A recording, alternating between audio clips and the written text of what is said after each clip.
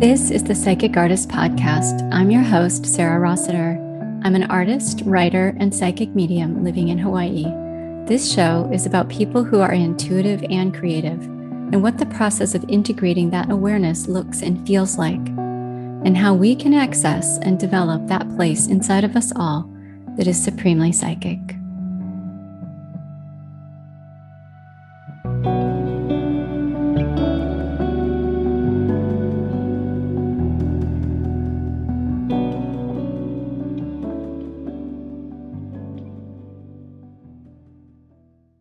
Welcome to the Psychic Artist Podcast. Today's guest speaker is the best-selling author and expert on the Law of Emergence, Rydall. He is a transformational coach to authors, healers, entrepreneurs, and creatives. And his number one message is that instead of struggling to heal ourselves, our work is to strip away the false concepts and reveal our innate wholeness. And I'm sure you will receive a lot of information from this podcast. I love speaking with him. And I would just like to share before we begin that a lot of what he's taught me is a part of my upcoming course called Creativity and Consciousness.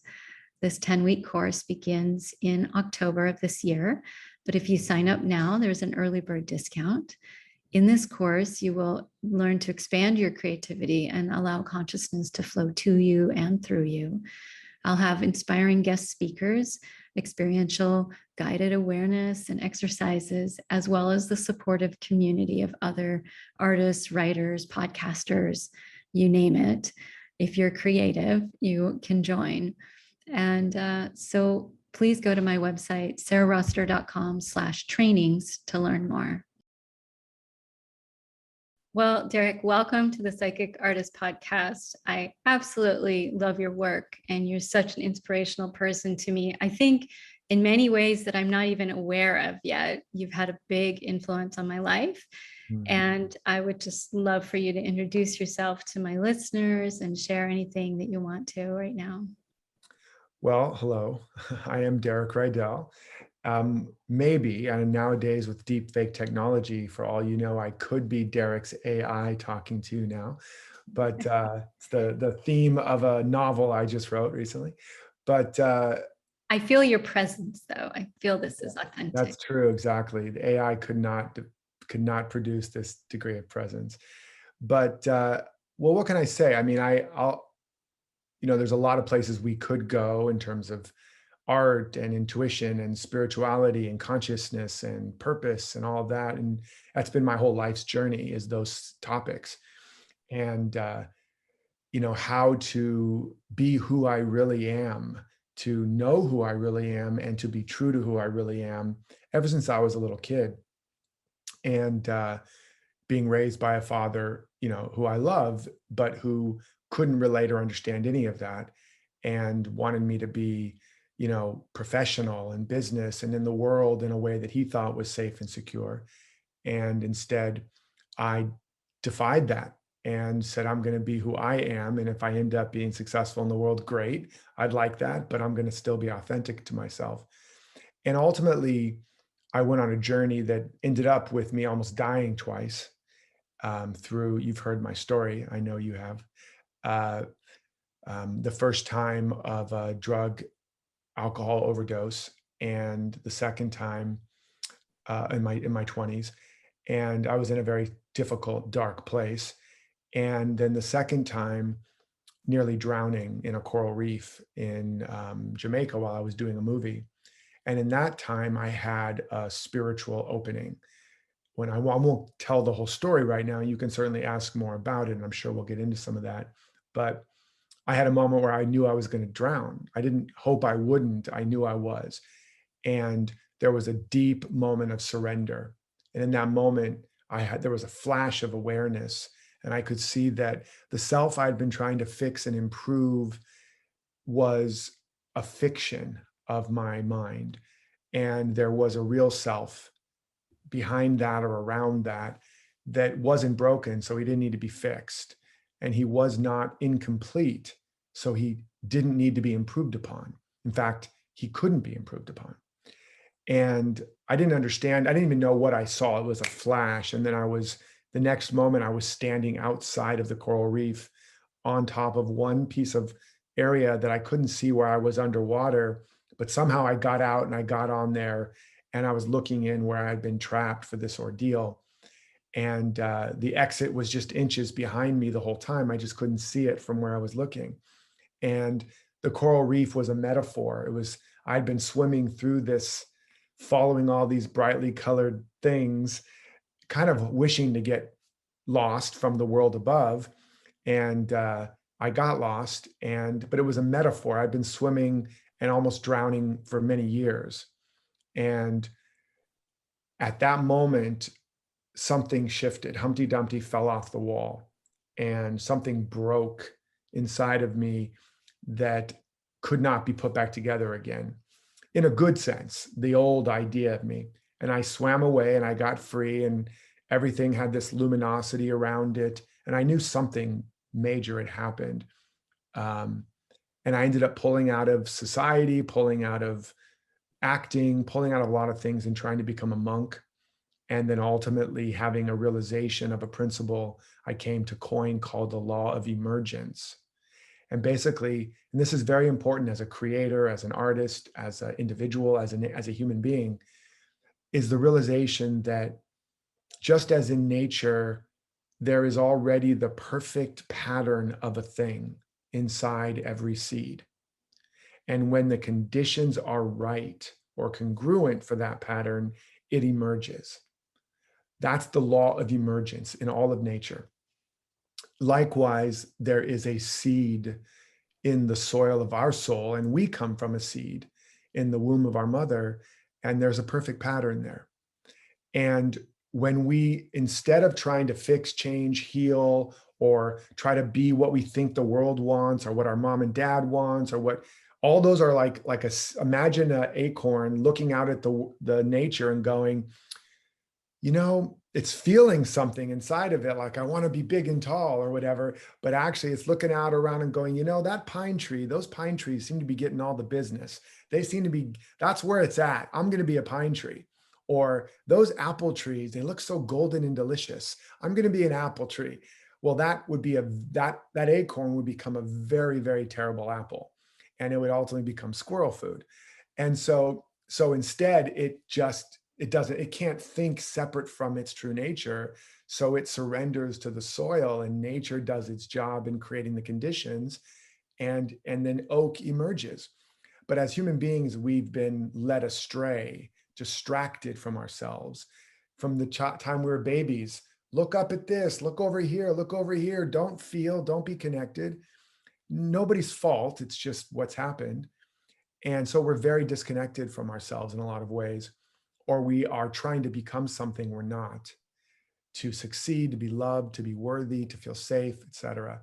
So the law of emergence helped me to see that I was doing all these things, and to come home again to myself, to come home again to a pattern, a perfect divine design, a divine blueprint, and begin to work on my behalf to honor, value, respect, understand what I'm really made of and what I'm really made for, and then create the conditions for that to emerge in my life. And my life from there then began to grow quite significantly. And I went on to, write movies, write books, best-selling books, create programs, build a multi-million-dollar business, raise a family, have all the baubles of the world that we go after. And I'm in process even now. And through the years, I've had many evolutionary moments like that. That wasn't the only one. That was just the first big one. And I'm actually in another one right now over the last couple of years, as many people I think are feeling. And maybe we'll talk about that. But the key piece, and then I'll turn it back to you, is that's what's brought me here today, obviously, to talk to you. And I think now more than ever, it's important that we know, while the world seems to be crazy and going crazier, and there's lots of tumult, and we are literally in the time of an Armageddon, of an apocalypse. not in the way that fundamentally it's been believed, but an Armageddon means the destruction of the world of concepts, the world concepts that we hold, or our own identity of ourself and our world. That's what Armageddon means.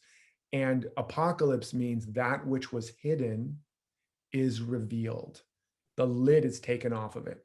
And so over the last few years, and again, depending on when you're listening to this, it may be a decade from now, but it doesn't matter. It's still appropriate. Um, there has been a challenge and a breakdown, and there is an opportunity to let go of a lot of concepts about ourselves, about the world, things that we've been holding on to for safety and security, and begin to find a deeper safety, a deeper security, a deeper self-worth and self-understanding in a place the world cannot touch and the world cannot hurt and the world cannot take away, because the world did not give it to you. Not your Mhm. parents, not your peers, not your government, not your society. None of that gave you what you really are. And so none of that can take it away. And the emergence process and understanding will help you reconnect with that and begin to express that. And the good news is, no matter what you've been through or what you're facing, you can begin anew and again and create a life of abundance and creativity and fulfillment regardless. And so that's the good news, right? Yes, it's so true. Everything you said has so many important points to me. One thing that you've said before that struck me was what the Buddha said about craving and aversion is the root of all Yeah. suffering. Yes. And you also referenced the Adam and Eve story and this belief in good and evil Yes. and how this creates a false sense of self. And I Yes. feel like, Picking up, we're just jumping right into the deep end, right? yeah, like you show us this potential for connecting to the deeper self, to God, spirit, divine inside. But as humans, we tend to want to control the exterior, right? Exactly. And be like, well, okay, I'm going to be enlightened, but I need a good house, Yeah, or I need exactly. to live by the ocean. Exactly. Exactly. So we're always looking for perfection and control at the same time as we're trying to release this attachment to the outcome, of having aversion to things that don't appeal to us. And I just wonder if you can go in there a bit. And in your also in your drowning story, there was this moment of surrender. Of real surrender, right? Which is not the same as let's make a deal, God. And I tried that at first. I was like, let's make a deal. I promise I'll go to church on Sunday. I'll be a good boy. Just get me out of this mess, right? And the universe doesn't make deals. God doesn't make deals. There is no such God. There is no such universe. We've personalized. That's a construct. It's a construct, exactly. All of our concepts of God and of life are by definition not true. No matter how good they are or how bad they are by definition not true, because truth cannot be defined. Truth cannot be real, cannot be conceived or conceptualized. The minute you conceptualize it, it's not truth anymore. It's a concept. And you can understand this because, how do you really experience another individual when you have those moments, or maybe just looking at the ocean or the sunset or a beautiful tree? It's a moment where you transcend your concepts. You're not in your mind. You're in somewhere else. You could say it's your heart. You could say it's your spirit, but there's a moment when you fall in love, or when you are in awe of the sunset, or something happens. You're not in relationship to a concept.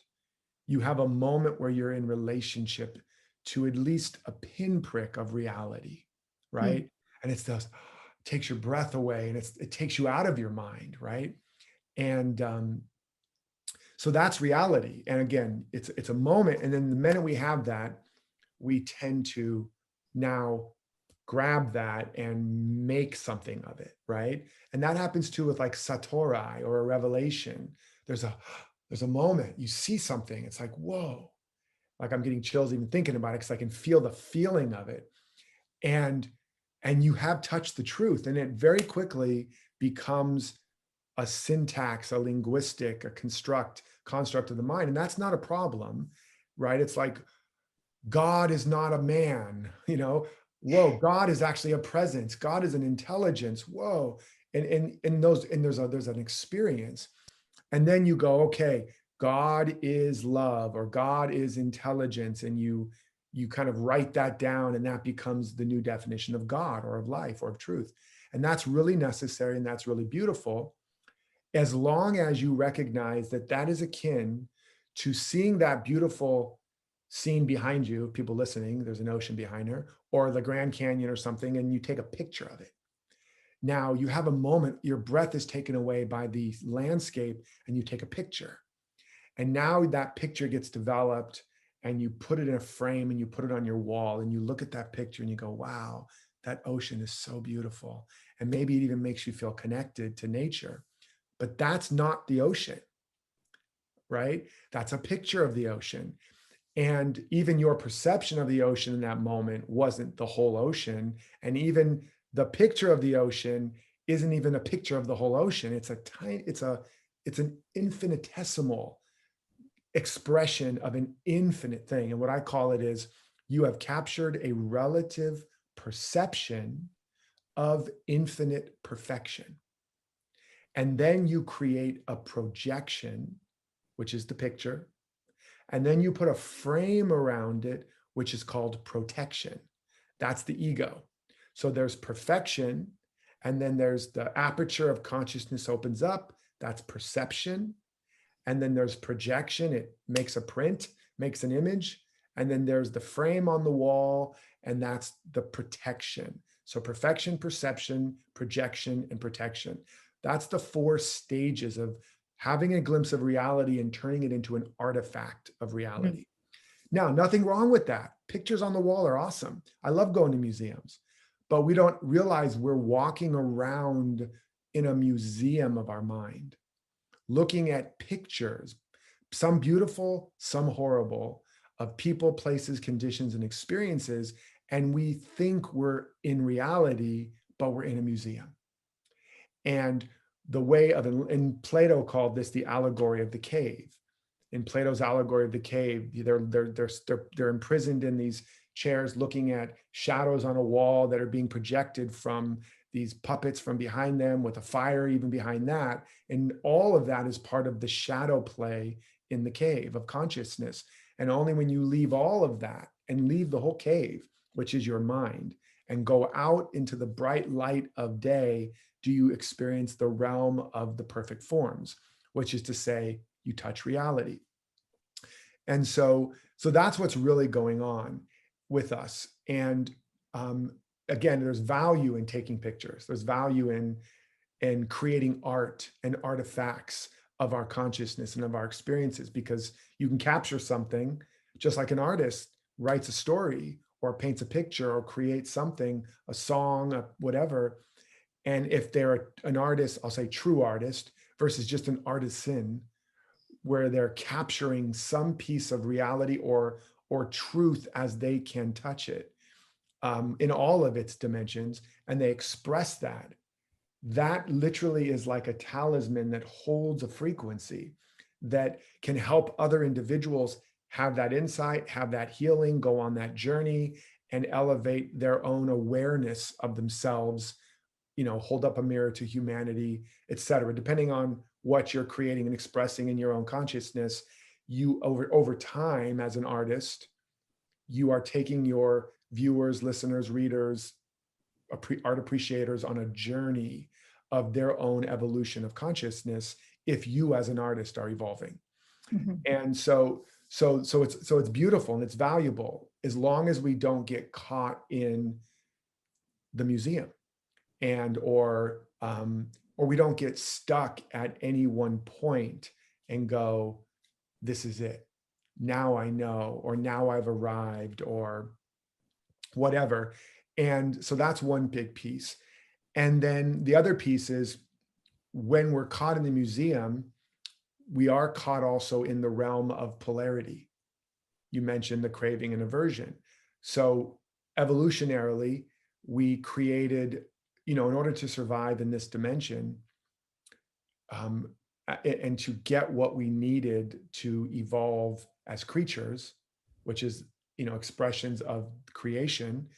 We needed to get things. We needed food, we needed water, we needed sex, we needed to perpetuate the species, all those things. And and so we developed the ability to identify what will help us survive and what might prevent our survival, not of just of ourself, but of our progeny. And so that built in our mind a body of judgment, right? Good and bad. And so when you see the story of Adam and Eve and the fall from the Garden of Eden, it's, they ate of the knowledge of good and evil, good and bad, and they suddenly knew they were naked, which means they're not innocent anymore. They fell from paradise, which is the realm of no polarity. You're just free, you're innocent. A child goes through the same process. It's all fractals. A child doesn't have a sense of separation from their mother, especially until, I forget the exact age, if it's 3 or whenever it is, or 2, but they start to individuate and they realize they're separate. And that's where the child is freaking out if mother leaves and, lets them at daycare or leaves them at grandma's or whatever, because they know they're separate now, and there's this sense of separation anxiety. But initially they're in paradise. Initially they're in Eden, and then they fall. But the fall is necessary. In other words, individuation, so that you can become another individuated and individualized expression of life, not just innocent, at one with mother, at one with life, but no unique expression of you. You're an individual idea in the mind of the universe, in the mind of God. So there has to be an individuation process. And if you're individuating in form and in density, you're finding the unique way infinity expresses as you. And the problem is, along the way, you forget that you are the son or daughter of God or of life. And you start to think you're just this material thing separate from other material things. And you build a consciousness or an identity and a map of reality based on perception, based on the senses. So now you've built an identity and a map of reality based on, I'm this body, and there's another body, and there's all these separate things, and there's danger, and there's pleasure and pain, good and bad, and I'm got to survive and perpetuate my genes. And at a certain point in history, evolution, we completely forgot that that's just a creation of me, not me. Just like if I was writing a story for so long, or playing a part as an actor for so long, eventually I forgot it was a part. I forgot I was telling a story, and that I'm the author and I'm free to tell any story I want. Now I think I'm the character, and I've gone crazy, literally gone insane. Or I'm an actor and suddenly I've been playing this on Broadway for so long or whatever, that I think I am that guy, and I've gone crazy. And which I think has happened a couple of times to people. But Yes. I think Jim Carrey almost went crazy playing that one comedian guy. But because actors stay in character, and I was an actor, I know what that's like, and I know what it's like to start to lose yourself. So now just imagine evolutionarily, the species. We have been bombarded, and we have been um, identified with the outer world for so long. Mm. And as a collective consciousness, that has created a body of belief that operates as if it's a force itself. And we call that the devil, or the satanic impulse, which literally means crazy thinking, crazy ideas, ideas of separation. But it has a force. And we are tempted every day to believe that about ourselves. And so when Buddha comes along, or Jesus comes along, or Lao Tzu comes along, or any of these great teachers, they're trying to separate us again from all of the perceptual beliefs and constructs and the mind created stuff, and get us back home again to our true nature, our true identity, that is not a story and is unconditioned and unconditional. But the journey of individuating is still necessary. We still have to become individualized expressions of life so that life can continue to express its infinity. But we have to do it. At first, we fall asleep. First, we think we're one, then we get separate. Then we are in separation anxiety and we freak out and we try to control the world. And then we try to fix and heal a self that isn't even real. And then we create all these artifacts to try to control more, manipulate more, and fix and change everybody else more. None of it's real. And then eventually, through pain and suffering or through grace, we begin to realize there is no broken world. It's a dream. It's Maya. It's an artifact of the mind. Let's come back to who I really am. Let's come home. Let's not have craving towards some good thing that's going to free me or get rid of a bad thing that's going to hurt me. Let's stop that whole game altogether.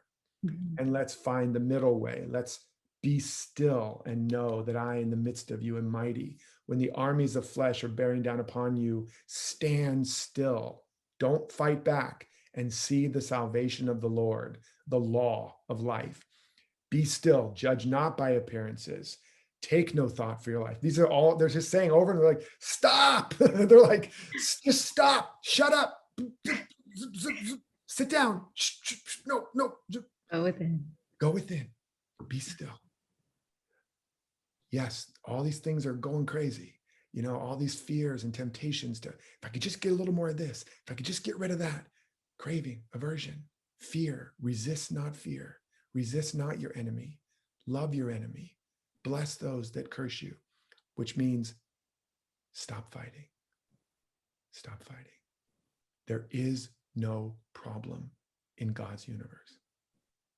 It's a dream. Wake up. Don't worry, you're not drowning. There's no monsters. And that's what they're trying to do, is bring us back. And then through observation, through witnessing, through beholding, and through meeting these parts of us that are afraid and that are separate and that are, you know, with love, compassion, patience, understanding, not to fix them, not to change them, not to heal them, but to love them back to themselves. Mm-hmm. And as we do that, we start to have more sovereignty again, more agency again. We start to live less by resources and more from the source.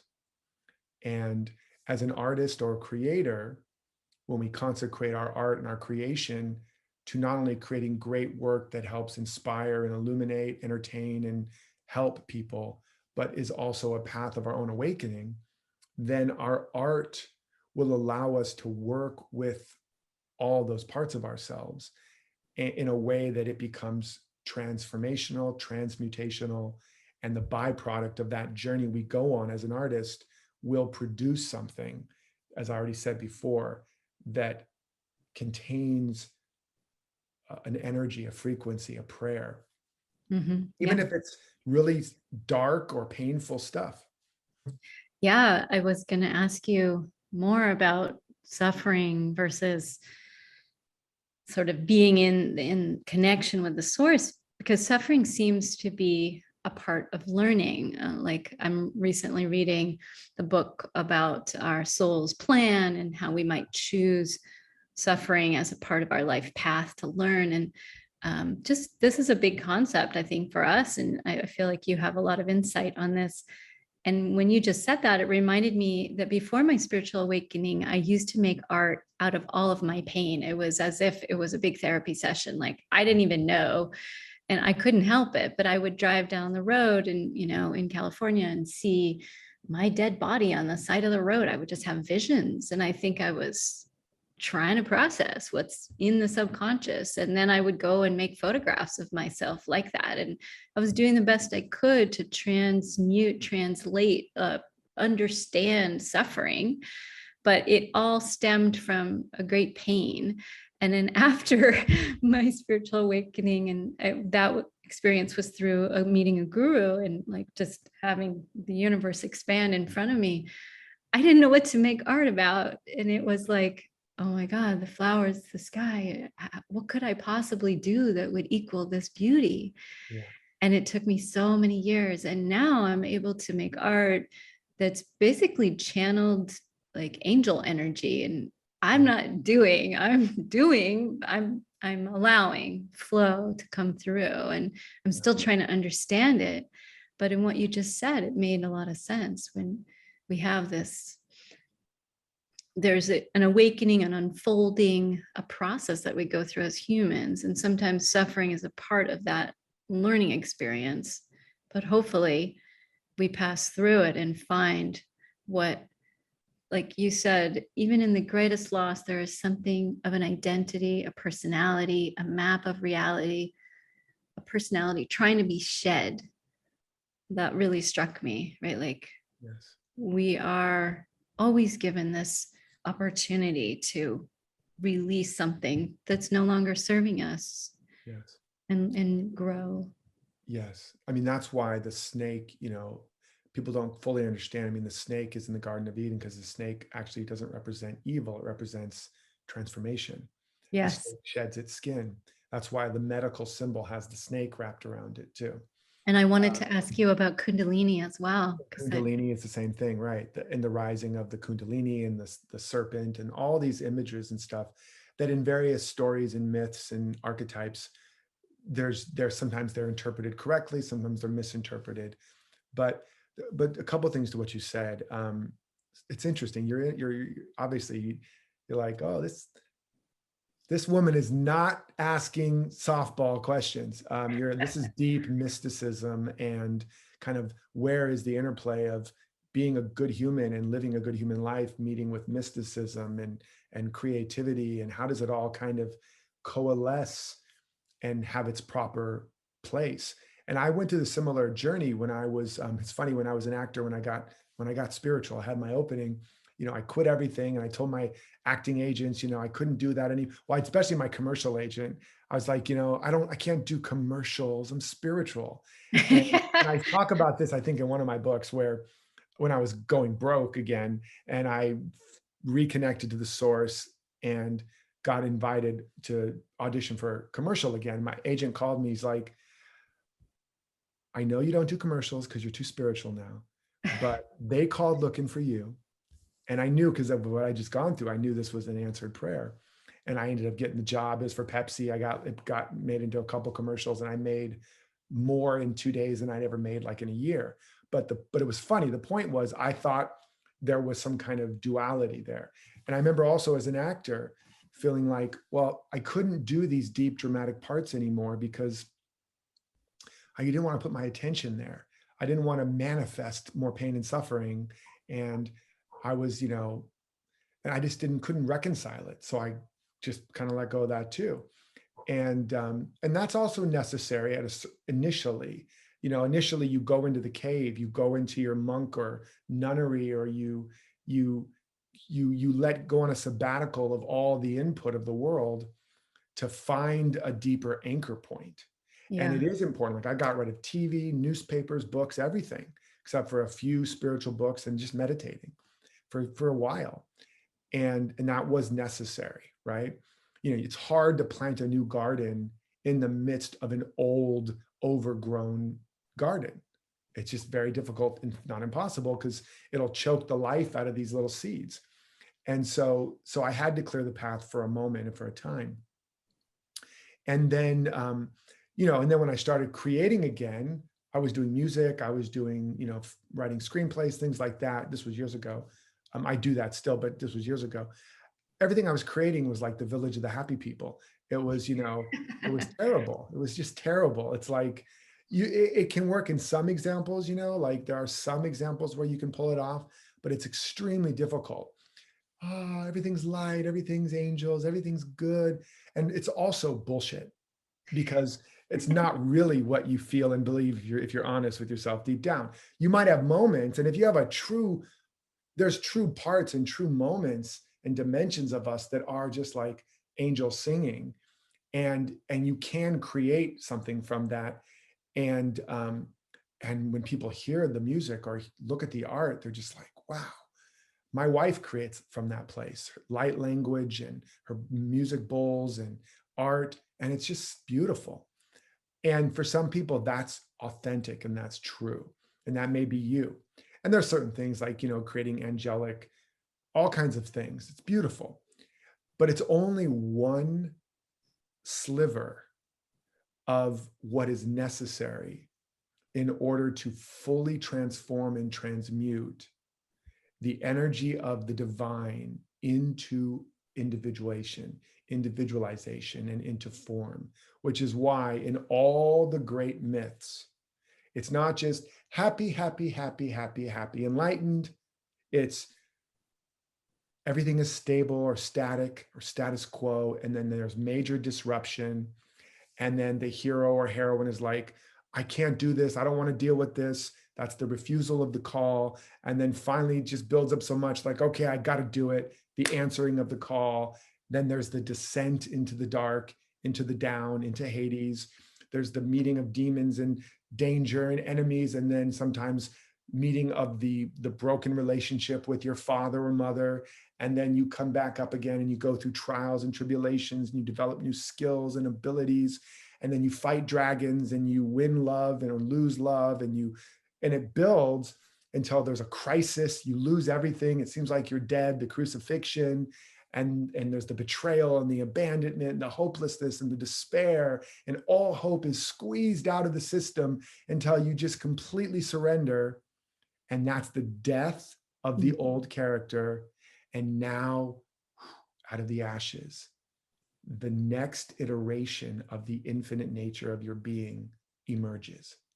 And it's got a final climax where it has to test, am I really a new guy or am I still the old guy? Can I really trust this new idea? Can I really trust the force? Or am I going to just resort to my own will? I'm going to trust the force. And I might die trying, but I'm going to lean on this new identity. And bam, evil is vanquished for the moment.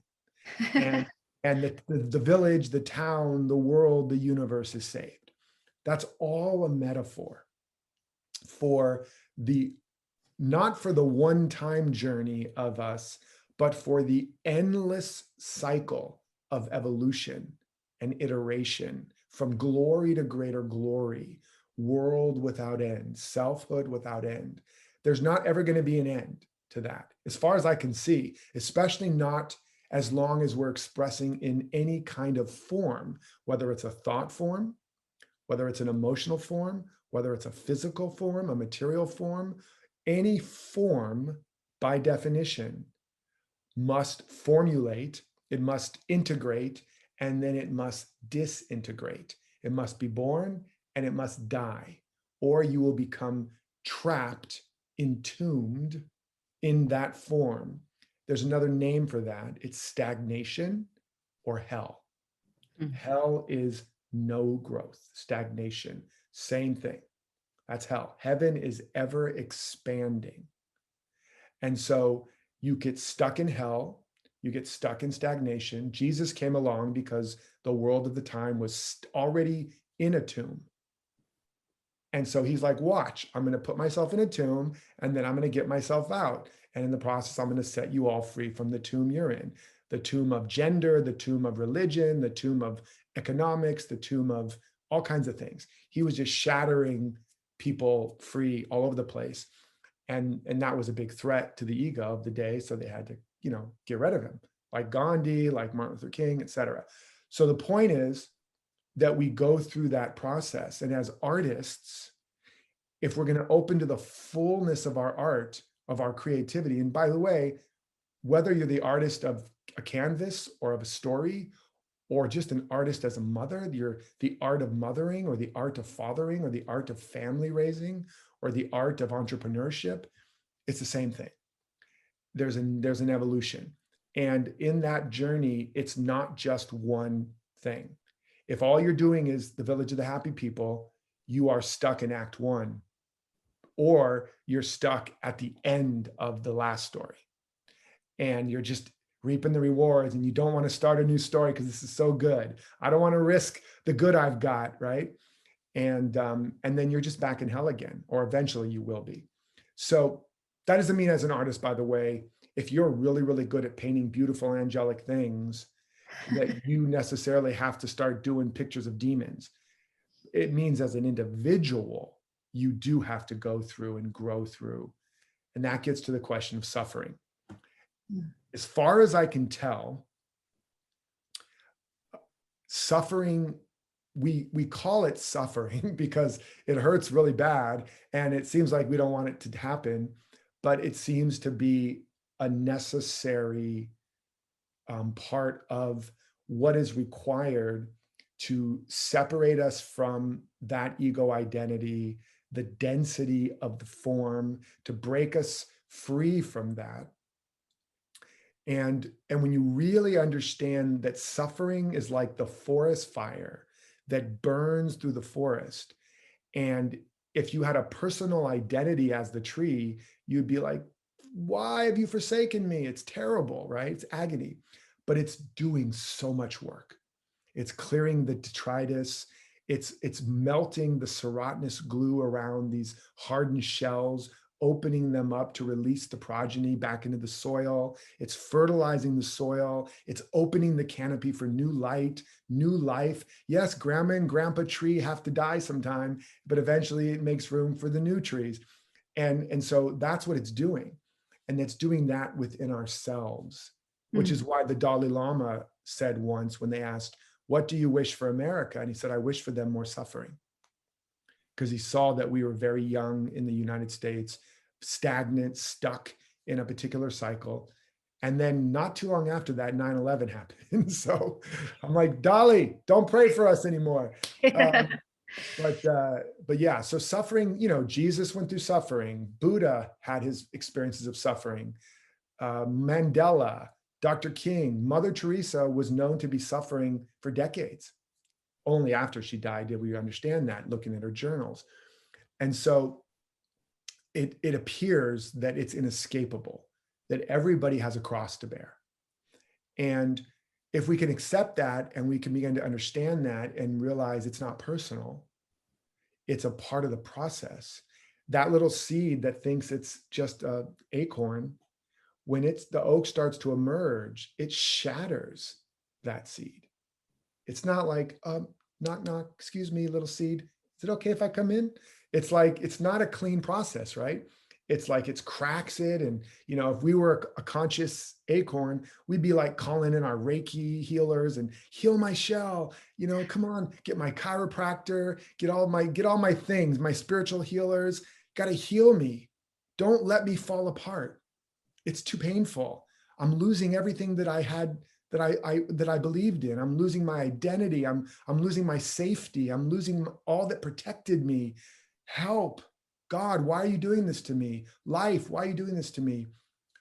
And because you think you're an acorn.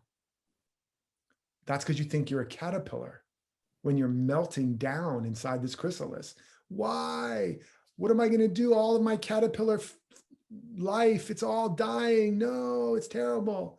I'm afraid of heights. And then suddenly you're a butterfly, right? And so we have to come to terms with it, and what we do in the Western society is we hide it. We cover it up, with all manner of this, that, and the other. And we put the old people away. We just try to hide suffering everywhere, cover it up, and we have to come to terms with it and understand it's a gift, it's a friend, it's Kali, it's the divine destruction of old ideas and artifacts. But we don't have to indulge in it. Suffering, we don't have to be like, wear it like a badge of honor, and lay on a bed of nails and wear hair shirts to prove that we're holy, right? It's going to happen naturally if you're sincerely desiring to grow and praying more than I want to fix, change, control, heal anybody or anything, including myself.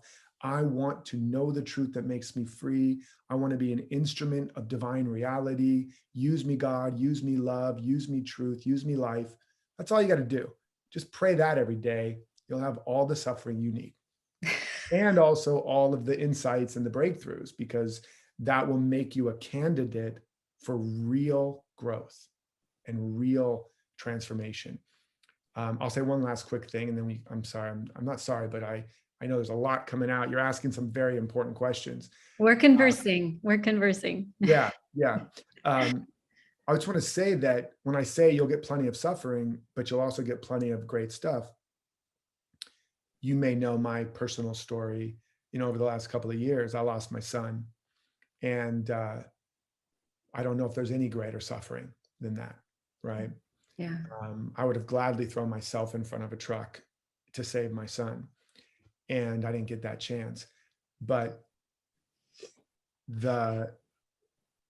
everything we're talking about and everything that I talk about and teach, I had to practice, and I have to continue to practice like never before. And it's still extremely painful. Some days it's so painful. But the amount of creativity, the amount of inspiration that has moved through me as a result of that, of embracing it, of meeting it with compassion and kindness and patience and understanding and the wisdom that we're talking about. I mean, I've written, in a couple of years, I've probably written 4 or 5 books that I'm writing so fast and so much, I can't even keep up with it. I've probably written 100 plus songs. I've created multiple new programs. I've had so many insights about life and reality and moments of such joy and peace and love that are transcendent. Doesn't mean I'm still not suffering. And like I said, there are days when it's really, really painful. But that's part of the process. Sometimes birth is like, labor is a couple hours and the new baby is out. And sometimes you're laboring for a day or two. And, in this case, could be weeks, could be months, could be longer for some people, depending on what they're giving birth to. But in the end of the day, it's worth it. And if you really want to grow and evolve and produce good work and make a difference and live a meaningful life, a life that is truly rich, not just merely seeking surface level comfort or temporary happiness, then that's the way to go. Yeah. I'm so sorry for the loss of your son. And at the same time, I think it's amazing that you are able to speak of it and understand it, and such courage that you have to move forward, and just sending you so many blessings. Thank you, my dear. You're so inspiring. And I'm also sending blessings to him. Yeah. I don't know him or anything about him, but when you were speaking, I could feel his energy flowing through you. Yeah. And so this is what people say when a great being passes, is the amount of love you have in your heart for them comes through. And this beauty, this creativity that's coming through you feels connected to him in some way. Absolutely. Totally. He was a musician.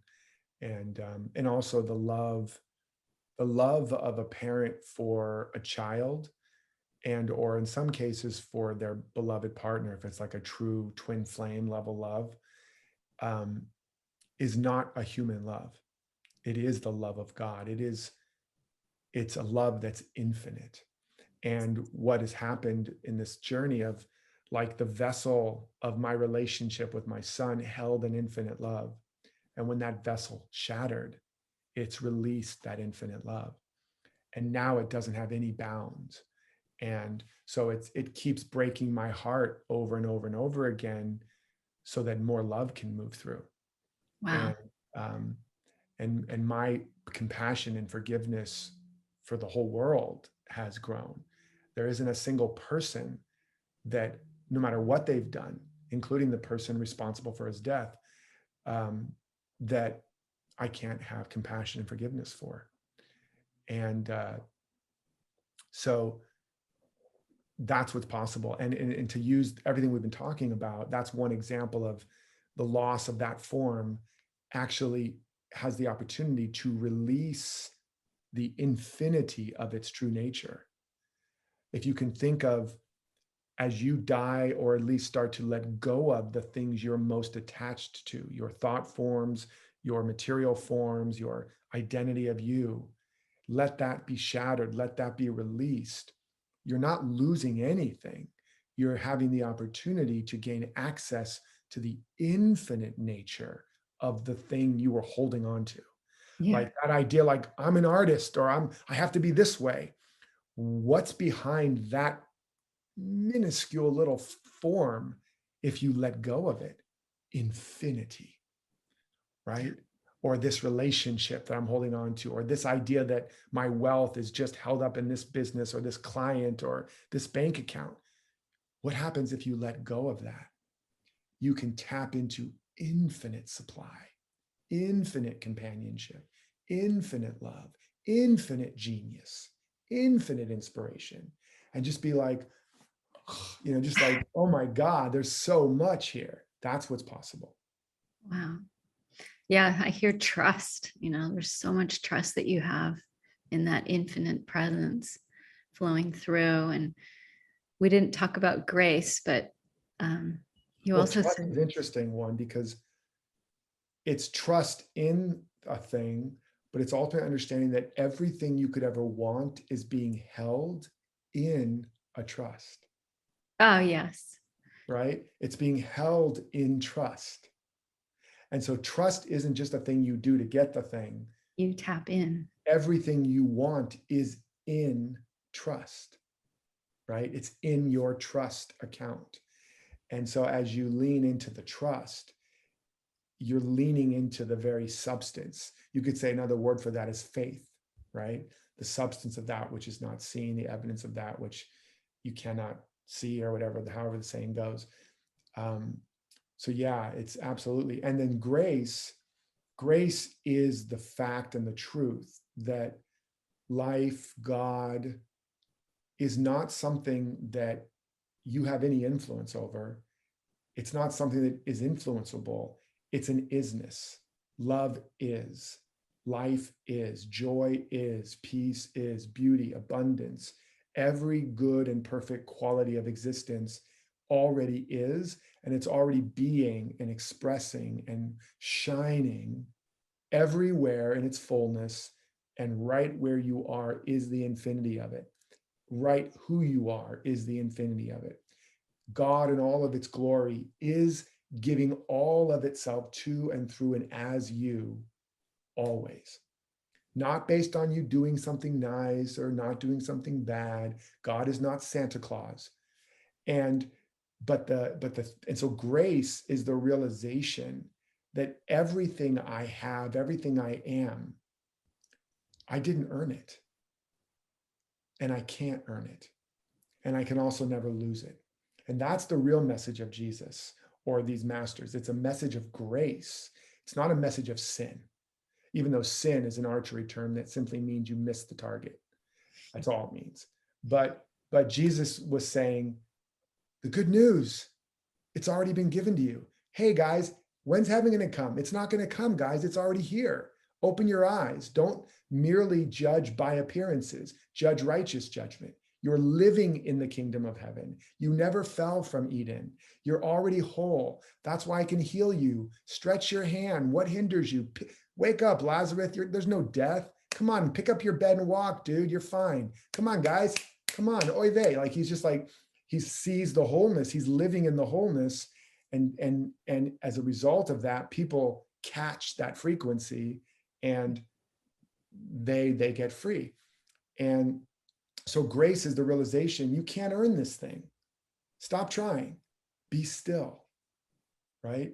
There is no such thing as a you that can earn something more than you already are, because who you are is the life of God, is the son or daughter of the Most High, is the image and likeness, is life itself. Whatever term people want to use, it doesn't matter.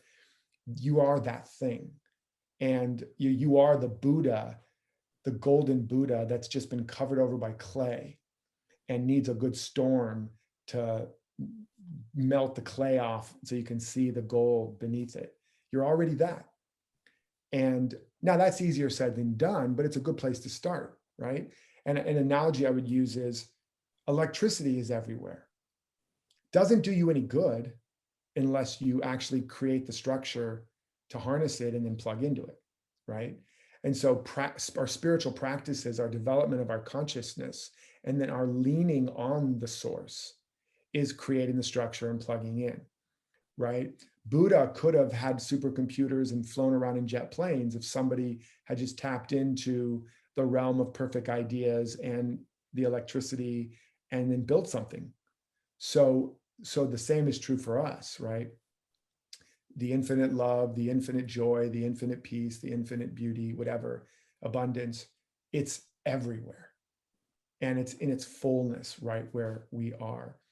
And our job, if we want to awaken or grow or be students of the truth, is to desire to see that more than we want to control or fix or change what our eyes and our ears and our touch is telling us is there.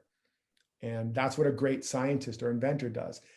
Einstein didn't become Einstein by going, well, kind of looks like this is what is, so let's just make the best of it. He shot the gap and he saw a reality that transcended appearances. And then he created a proof based on that. And then he tested it and he proved it.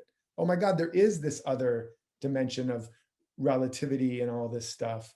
That's what a great inventor or scientist is ultimately doing when they discover something, is they decide, I'm not going to buy what my eyes and ears and even previous measurements are telling me. I'm not going to buy that. And taken for us, like, I'm not going to buy that my wealth is determined by what's going on in the economy or by how many clients I have or what's in my bank account. I'm just not going to buy that. I'm going to be a scientist of my mind and heart, and I'm going to tap into a deeper principle, and then I'm going to prove it, or whatever the case is, whatever the situation is. That's grace. Yeah. Understanding it's already been given.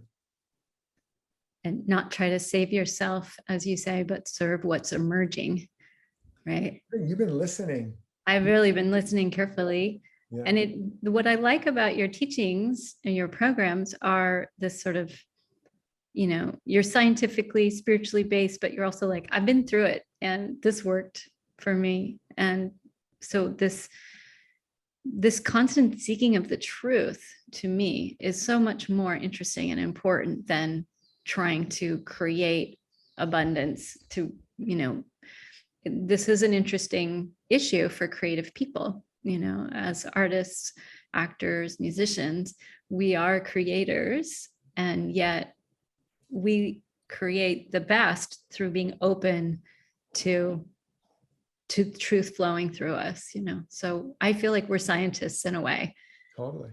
Spiritual. There are all these modes, whether it's science, philosophy, spirituality, art, poetry, music, they're all coming at the same thing, but just bringing a different facet, like the blind men holding different parts of the elephant. They're all touching different parts and saying, it's a tree trunk, it's a rope, it's a this, but because they're only getting parts. And that's why looking at all these master disciplines, it helps you understand and begin to see the whole. And that's why when as I've been on my journey of discovering truth as best I can, I'm looking at multiple disciplines. I'm looking historically and culturally and interdisciplinarily and artistically, and you start to see the same truth appear. Shakespeare says it, Lincoln says it, science or quantum physics says it, Newton shows a piece of it, that art is revealing it, tennis shows it, Zen show, it's all the same. It's like, oh, it's everywhere. Everywhere I look, I see the truth. And that's how you're starting to see it, right? But as any of these things, the more you, and you don't have to know all these things, that's just my way of doing it. But that's what's happening, is all of these different disciplines have a part to play in revealing this whole multidimensional picture, and then also, and this is not an unimportant part we haven't really talked much about, is also then it's one thing to know the truth and to begin to embody it, but it's another thing to know how to be in the world, to be in form, but not be caught in it, to be in it, but not of it. And what happens with a lot of even artists or spiritual seekers is they all either quickly or over time kind of leave the world. They reject the world. They reject the patriarchy. They reject the capitalist bourgeoisie. They reject power structures instead of understanding what they really represent. And then they wonder why they're starving, why they're not making enough money, why they can't keep a job, why they're unhappy, they're addicted, or whatever the case may be. And I'm not saying that you have to make a lot of money to be successful, but if your structures are unstable, there's a reason for it. And so the evolution of artists is not only to go deep into your art and be the mystic and the shaman of art, bring that forth into your art, but to not deny and reject the practicalities of how to be a good steward of your resources and how to recognize when you're being a great artist by eschewing the status quo, or when you're actually stuck in shadows and you're rejecting a part of yourself, that if you were to embrace it, the business side, the capitalist side, the entrepreneurial side, whatever it is, if you were to embrace it, you would become a better artist and your art would find its audience and do more good. And so you don't have to, again, wear your suffering as a badge of honor. Look at me, I'm Van Gogh, I've never sold a painting. Okay, how's that working for you, Van Gogh? It's great for us now, but you could have still been a great artist as you were and sold paintings. You didn't have to go crazy and cut off your ear. So it's like you can have both. Yeah. And life wants that for you. Life doesn't just go, I'm an invisible reality of infinite good. Ta-da, that's it, game over. It's like, no, now I want to blossom as that tree out there. And I want to manifest as all those fish in that ocean. And I want to show up as this podcast and share and delight in the forms and expressions in ways that we can touch and hold on to and explore and prosper from. So you can have both. It's important. Yeah, I'm still trying to understand abundance. And I think you also wrote a book about that. And Yeah, so the I feel Abundance like Project. Yeah. the Abundance Project. So you have a unique perspective too. Yeah, And Emergence was the first book that laid out a lot of the core stuff we're talking about. The Abundance Project talked about how do you now create the conditions for the full emergence and manifestation of abundance. And the key to that is the law of circulation, understanding circulation and polarity, because to have circulation, you have to have a circuit. And to have a circuit, you have to have polarity, meaning positive and negative, right? Try to plug your battery in just using the positive side. You ain't going to get no charge, right? It's positive and negative. It's masculine and feminine. Masculine is positive, feminine is negative. Doesn't mean bad. It means chaos or pure raw energy and grounding or structure or form. When they come together, it creates a circuit, right? That it pulls, the negative pulls it in and it starts to create motion and it creates a circuit. And that could be selfish and selfless. You need both. Mhm. Greedy and giving, right? You need both. So whatever it is. And that's where the Abundance Project really teaches you where you have broken circuits and how to start fixing all the circuitry of your divine power plant so you can turn it back on to full production and start producing the fruits of your life, which is not just money, but is also abundance in every area, abundance of love, abundance of opportunity, etc. Mhm, mhm. Yeah. Yeah. I think I took your Manifest More Wealth class, and something that really struck, you were talking about giving thanks and expressing gratitude and giving to yourself, but then forgiving. The So 7 gifts. Yeah. this way that by holding on to a story of unforgiving, you are actually withholding from yourself, this energetic debt that you create. And Yes. Yeah, I think you might have taken the Awake. Did you take the Awaken Wealth course or? Yes, And by the way, I think I'm not sure, but the Abundance Project podcast might still be up if it people want is. to. Is it Yeah. still up? And there's a handful of podcasts about that. But and you can then go to my site. There might be other stuff. Obviously, get the book, The Abundance Project. But yeah, those are the 7 gifts you're talking about. Otherwise called the 7 wealth activators, or otherwise known as the 7 channels of circulation. And there's giving out, giving up, giving in, giving thanks, giving to yourself, giving away, and forgiving. Those are Yeah. the 7 things. And we won't go over them today, but you guys can check that out in the book. But you were talking about the forgiveness one, right? Yeah. Yeah. So look at the word forgiving, as opposed to what are we when we're not forgiving?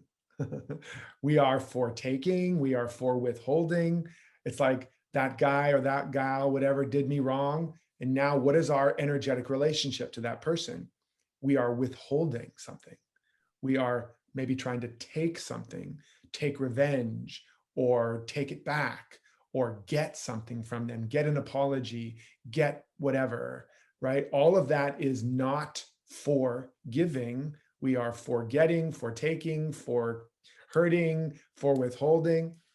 And the problem with that is when you understand the emergence principle was that whatever's missing is what you're not giving, because life doesn't happen to you, it happens through you.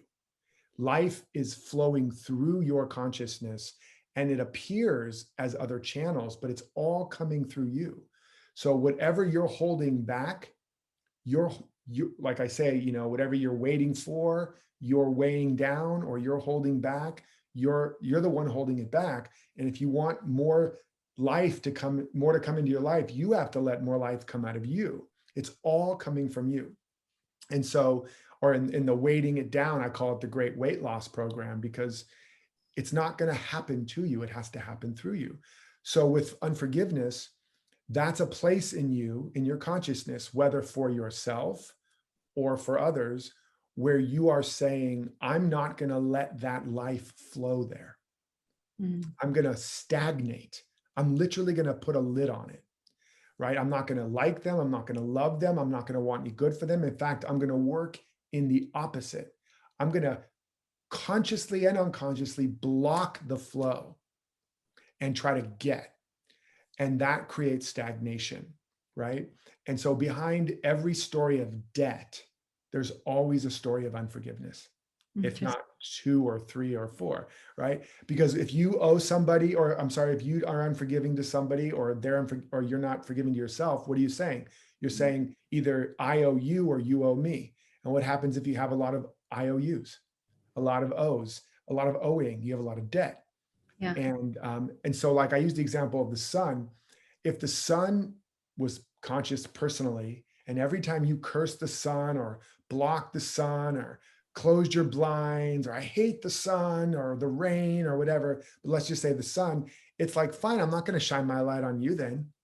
And it blocks one of its beams, turns that beam off. You don't get any more, Derek, because you don't appreciate me, or you've burned me or whatever. So I'm not going to give you any more sun. And then it keeps doing that. What's going to happen to the sun? It's going to go out, right? So the sun just shines. And that's why it also says in the Bible, God shines its light on the just and the unjust, pours its rain on the saint and the sinner. God is no respecter of persons. And what it's saying is life is impersonal. Life shines and pours and rains and flows and circulates its infinitude, period. Not conditionally, not based on whether you like it or not, whether you want it or not. That's the grace again. It's shining all the time. Because if it didn't, it wouldn't exist. There'd be no life. So, and it can't be, well, I'm going to shine over here and over there, because life is indivisible. So it's just shining all the time, everywhere present. And it's just whether you're going to pull up the blinds and soak in the sun. It's up to you, whether you're going to plug in, pull up, open up, receive. The same is true for us, because we are portals and channels of life.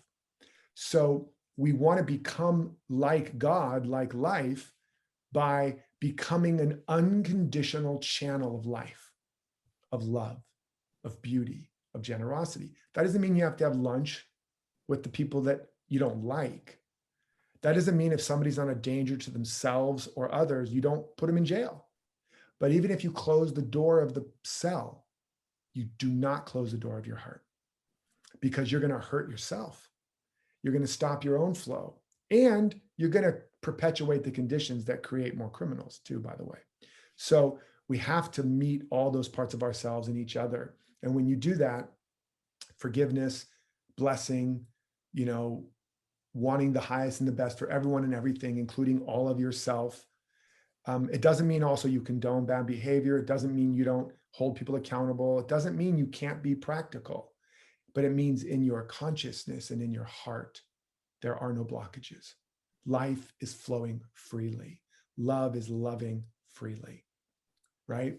And again, that's what Jesus taught, that's what Buddha taught, that's what Mandela did while he was in prison for 20 some years, which is why he put on forgiveness tribunals instead of taking revenge on all these guys, and he became the president.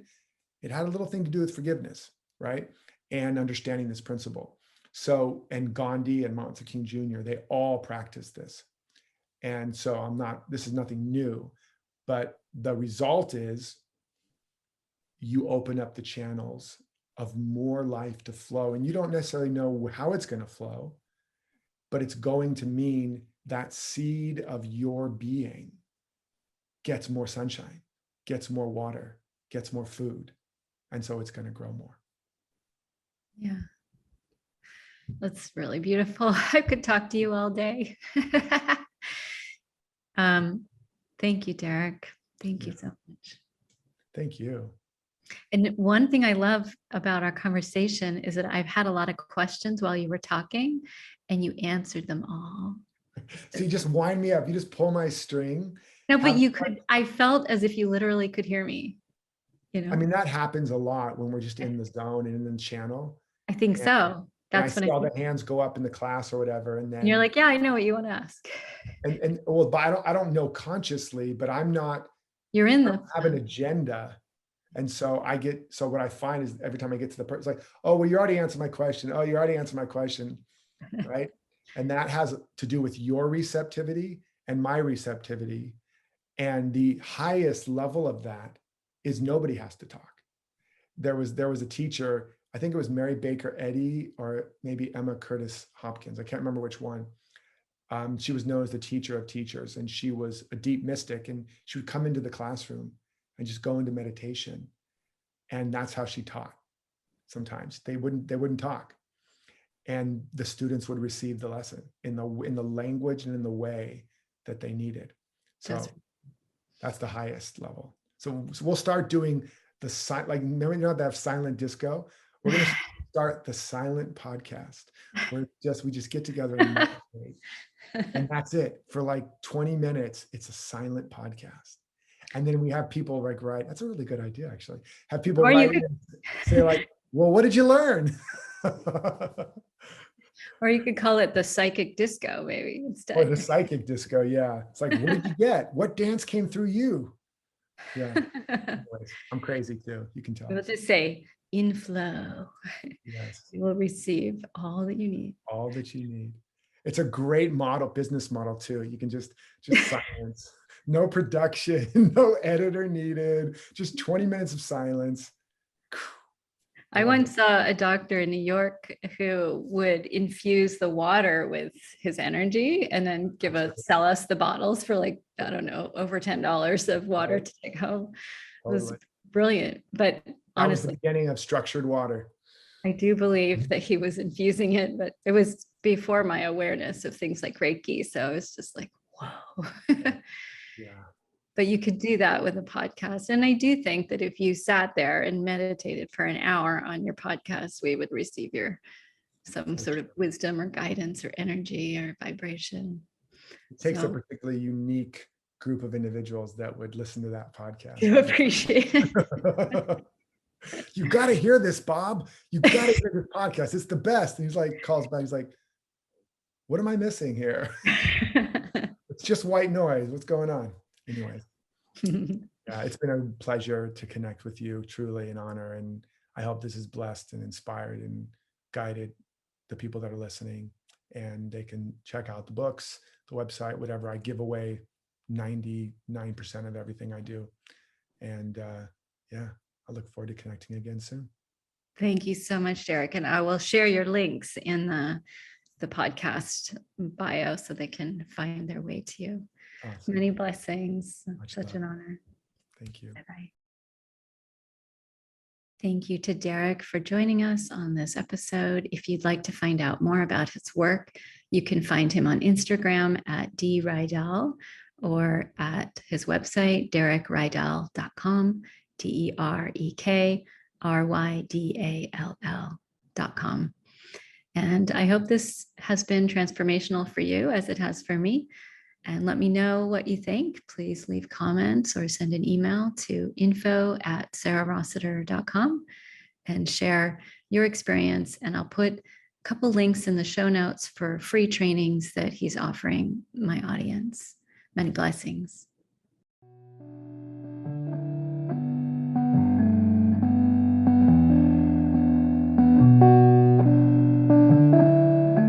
Thank you for listening to the Psychic Artist Podcast. To learn more about me, you can go to sarahrossiter.com, on Facebook at the Psychic Artist Podcast, and on Instagram at srossiterstudio. Thank you for listening, and many blessings.